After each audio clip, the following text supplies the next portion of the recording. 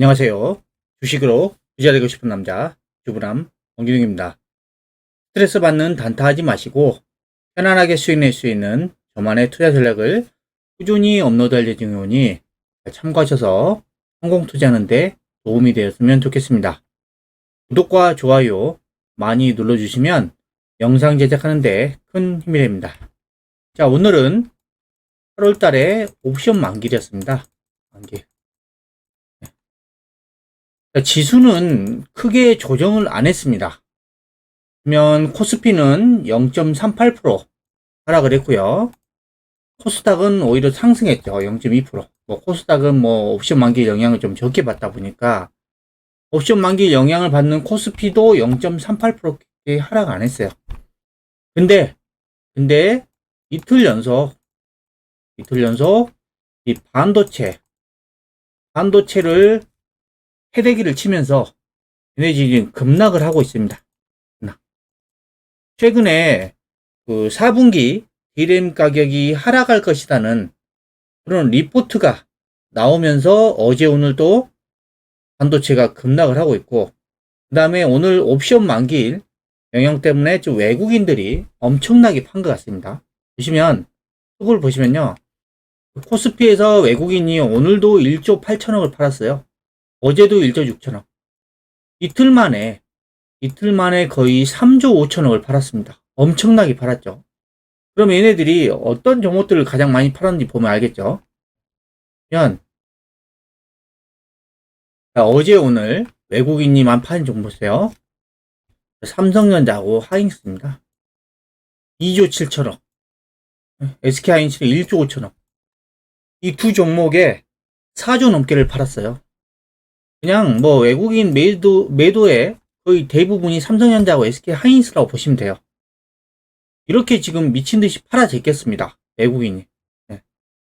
근데 지금 그 신한금융투자에서도 나온 자료를 보면요, 이 메모리 반도체만 개별적으로 봐도 그간 주가와 가장 밀접한 변수는 이 수출이었습니다. 수출.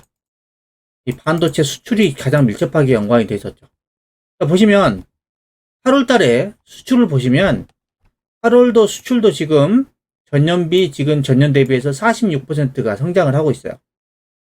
그 중에서 반도체가 44.6%, 자동차 부품이 99.2%. 반도체는 8월뿐만 아니라 7월, 6월 계속해서 우리나라 수출의 주력 제품입니다. 계속해서 수출은 호조를 보이고 있죠. 네, 보이고 있고, 그 다음에 전기차 시장이 성장하는 거는 어느 누가 다 알죠, 내용을. 최근에 이 바이든 대통령도 2030년까지 미국의 신차 절반은 전기차로 하겠다고 선언을 했죠. 전기차 시장은 계속해서 커지고 있습니다. 그렇죠? 그리고 자율주행차, 전기차가 다음이 자율주행이죠. 자율주행은 지금 계속 개발하고 있고, 이 자율주행 시장도 보면 이게 한 1300조래요. 어마어마한 시장이 열리고 있습니다. 이 자동차 쪽에서. 전기차라든가 자율주행차. 그렇죠? 그래서 보시면 이 자율주행차 시장 규모를 보시면요, 이것도 2025년도에 글로벌하게 175조에서 그로부터 10년 후인 2035년에는 이게 1000조가 넘어요. 1127조로. 국내도 보면 2025년에는 3조 6천억 정도. 그 다음에 2035년에는 이게 거의 10배까지 증가해서 26조가 증가합니다. 자율주행차 시장도 엄청나게 늘어나죠. 제가 왜 이 전기차 시장이 늘어나고 급증하고 그 다음에 자율주행차 시장이 엄청나게 성장하는지 미리 말씀드린 이유가 뭐냐면, 여기에도 다 메모리 반도체가 쓰인다는 겁니다. 자, 보시면 이 차량용 메모리 솔루션을 볼게요. 지금 인포테인먼트, 디지털 클러스터, ADS, 자율주행, 커넥티비티, 뒷좌석 엔터테인먼트, 그 다음에 고해상도 내비게이션 지도, 사고 녹화 장치 이런 것도 있잖아요. 이게 다 메모리 반도체가 쓰인다는 겁니다. D램도 쓰이고 랜드도 들어가요. 그래서 용량도 엄청나게 많이 들어갑니다. 전기차가 그리고 자율주행차가 계속해서 고성장함에 따라서 이 메모리 반도체도 같이 성장할 수밖에 없어요, 구조가. 예? 근데 지금 최근에 뭐 그 PC 수요, 예? PC 수요가 조금 감소할 것으로 예상하면서 디램 가격이 하락했다? 예. 그러니까 이게 뭐냐면 이 반도체 종목들을 급락시키기 위해서 세력들의 의도된 행동이 아니었나 저는 그런 생각을 해봅니다.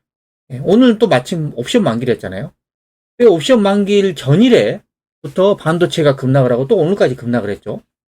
외국인은 매도를 하긴 했는데 거의 다른 종목보다는 삼성전자하고 SK 하이닉스만 팔았어요. 이거는 다 지수하고 연관될 수밖에 없는 거죠. 예.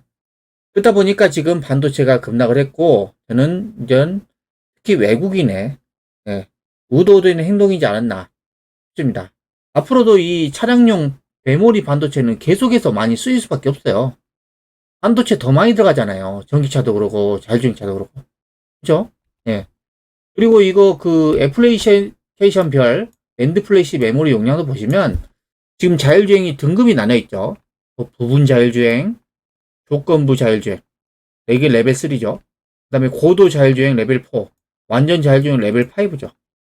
여기에 들어가는 이 메모리 용량 보세요. 낸드 플래시 보세요. 용량이 지금 2단계는 8기가에서 64기가 바이트. 그 다음에 3단계는 128에서 256기가. 4단계는 512에서 1테라. 5단계는 1테라에서 2테라입니다. 보시면 지금 단계가 올라갈수록 메모리 용량은 엄청나게 증가를 합니다. 그러니까 이렇게 지금 자율주행차도 이렇게 늘어남에 따라서 메모리 반도체 사용량도 엄청나게 늘어날 수밖에 없는 거예요.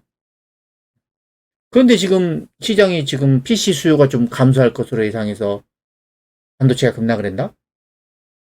반면에 또 서버 쪽은 계속 수요가 늘어나고 있습니다. 그러니까 이게 지금 전반적인 상황을 보면 그냥 이 반도체를 급락시킨 게 이 외국인들의 의도된 행동이 아니었나 그런 생각이 저는 드는 거죠. 네. 물론 오늘 이제 옵션 만기일이 끝났고 끝났고 그 다음에 내일부터 또 어떤 모습이 나올지는 또 지켜보긴 해야 됩니다. 네. 그 이후로 진짜 반도체가 또 어떻게 될지. 근데 제가 생각할 때는 이 반도체가 지금 무너지잖아요. 네. 그럼 시장이 무너져요. 시장 자체가 무너진다고요. 코스피고 코스닥이 다. 왜? 시총 상위 종목들의 대부분이 거의 반도체예요. 근데 지금 무너질 시장은 아니라고 봐요. 왜냐면 유동성 상세가 끝나고 이제 본격적인 실적 상세가 오고 있죠. 반도체 실적 좋잖아요. 삼성전자하고 SK 하이닉스는 실적이 좋게 나와도 못 갔죠. 근데 또 갑자기 또 뭐 PC 수요가 감소한다 해서 디램 가격이 하락한다 해서 또 하락하고 나오고. 예, 참 이런 거 보면 좀 웃겨요. 예. 그러니까 이게 보면 지금 저는 시장이 무너지지 않는다라고 생각을 하는 거고, 그래서 반도체도 무너지지 않는다. 예. 저는 단기에 너무 급락이 나왔다. 이제 좀 안정을 찾을 것이다. 라고 생각을 하는 거고요. 또 내일부터 또 시장 상황이 또 어떻게 흘러갈지는 한번 지켜봐야 될 것 같긴 합니다. 그러니까 반도체는 이렇게 수급이 꼬이면서 급락을 하고 있는데, 반면에 2차 전지는 계속해서 신고가죠. 네, 신고가. 네. 2차 전지를 보유하고 계신 분들은 계속해서 보유하면서 수익을 극대화 하시면 될 것 같고요. 2차 전지 종목이 없는 분들은 지금 아직 덜 올라간 종목을 매수하거나 그 다음에 조정을 기다렸다가 매수하는 게 저는 좋은 방법이라고 생각을 합니다. 그리고요, 지금 보시는 화면이 미국의 필라델피아 반도체 지수입니다. 필라델피아 반도체 지수 보면 최근에 신고가를 낸 이후에 약간 빠졌어요. 약간. 보면 고점 대비 지금 2.9% 빠졌습니다. 2.9%. 근데 우리나라 반도체는 왜 이렇게 급나가냐고요. 예, 이런 거 보면 참 이해가 안 됩니다. 예, 지금 전 세계 반도체 업황이 지금 이 필라델피아 반도체 지수인데 얘네들은 별로 빠지지도 않았단 말이죠. 근데 우리나라 이런 삼성전자 SK는 왜 이렇게 패대기를 치냐 이 말이죠. 참 이런 부분 좀 안타깝습니다. 자, 그리고요, 보면 지금 환율이 지금 삼성전자하고 SK 하이닉스에 지금 집중적으로 외국인이 매도하면서 예? 환율이 또 급등해 버렸어요. 예? 외국인이 이렇게 매도를 하니 엄청나게 매도하니 환율이 이렇게 올라갈 수밖에 없는 거죠. 환율이 단기 올라가 버렸어요. 이 옵션 만기일 영향도 있는 것 같아요. 근데 자, 월봉으로 보면 과거에도 환율이 보면요, 내려가다가 또 올라가고 그럽니다. 그러면 과거에도 보시면 이렇게 환율이 이렇게 급락하다가 하더라도 이렇게 또 반등하고 급락하더라도 또 반등하고 이래요. 환율이. 여기 보면은 자, 급락하고 또 반등하고 급락하고 옆으로 횡보하고 이런 모습이야. 지금도 보면 급락을 한 다음에 최근에는 3개월 연속으로 환율이 올라갔죠. 이게 지금 지금 같은 장세에서는 제가 환율이 계속해서 올라가기는 쉽지 않을 거라고 봐요. 우리나라 기업들의 실적이 올해가 거의 사상 최저치, 또 내년에도 또 사상 최저치란 말이죠. 우리나라 기업들이 실적이 이렇게 좋은데 환율이 이렇게 급등할 가능성은 저는 높지 않다고 봅니다. 그래서 지금 시장 자체는 지금 옵션 만기일 영향 때문에 지금 수급이 많이 꼬인 것 같아요. 그때는. 그래서 내일 이후에 내일부터 또 수급을 또 보긴 봐야 되겠지만 아직은 이 반도체 쪽을 좀 포기하기는 이르다. 물론 종목마다 좀 차이는 있습니다. 근데 아직은 반도체 종목 포기하면 이르다. 제 생각은 그렇습니다. 지금까지 제가 설명드린 내용에 대해서 공감하신다면 구독, 좋아요 부탁드립니다. 자, 그리고 마지막으로 좀 종목들 차트를 보도록 하겠습니다. 네. 자, 보시면요. 자, 먼저 삼성전자입니다. 삼성전자가 이렇게 빠졌습니다. 뭐 빠진 폭은 얼마 크지 않지만 또 저점 깨고 내려가 버렸어요. 네. 그리고 SK 하이닉스. 자, 지금 3일 연속으로 지금 급락을 맞고 있죠. 계속. 지금 음봉이 몇 개인지 모르겠습니다. 하나, 둘, 셋, 넷, 다섯, 여섯, 일곱. 7일 연속 이렇게 음봉을 맞아요. 참 이게 그냥 실적이 진짜 뭐 반토막이나 반에 반토막 나서 이렇게 급락을 한다면 이해가 되는데 아직 실적이 꺾이지도 않았어요. 근데 지금 뭐 디램 가격이 하락할 거라는 그런 리포트만으로 이렇게 주가를 급락시킨다? 저는 참 이런 게 참 이해가 되지 않습니다. 주식을 하다 보면 이해 안 되는 부분이 상당히 많죠. 그거를 이해하려고 하는 것도 또 좋은 방법은 아니긴 한데 참 이런 모습 보면 좀 안타깝습니다. 왜 우리나라만 이렇게 꼭 빠져야 되는 건지. 실적 좋을 때도 안 올라가더니 실적이 안 좋으니까 또 급락을 하고 있어요. 안타깝습니다. 그리고 반도체 이제 중소형주 볼게요. 월덱스, 부품주. 얘도 좀 같이 빠졌고, 그 다음에 하나머티리얼즈도 좀 같이 조정을 했고요. 유진테크, 장비주도 급락을 맞았죠. 그리고 테크인, 장비 쪽, 그 다음에 APTC 장비 쪽.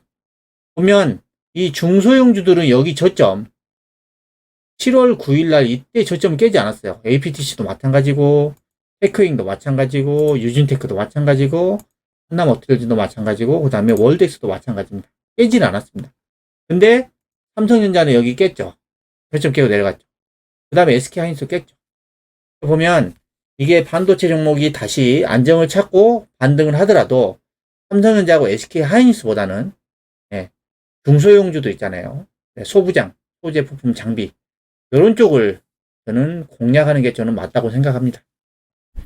그리고 2차전지 첨보는 여전히 강세를 보이고 뭐 신고가 돌파 직전이고요. 그 다음에 솔루스 첨단 소재 이거는 동박이죠.